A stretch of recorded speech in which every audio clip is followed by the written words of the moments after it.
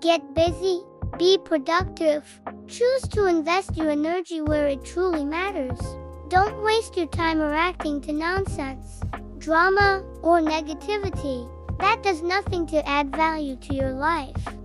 Not everything deserves your attention, and not every opinion deserves your response. Stay focused on your goals. Stay disciplined with your habits. Stay committed to becoming better than you were yesterday. While others are distracted, you're building. While others complain, you're working. While others react, you're improving. Protect your peace. Guard your time. Strengthen your mind. Growth is quiet.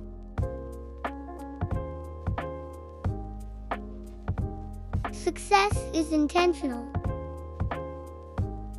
Not everything deserves your attention. Improvement is daily.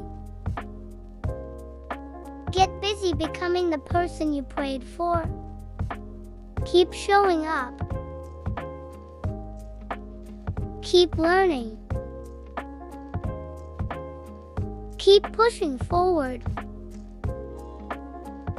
Let your progress speak louder than any nonsense ever could.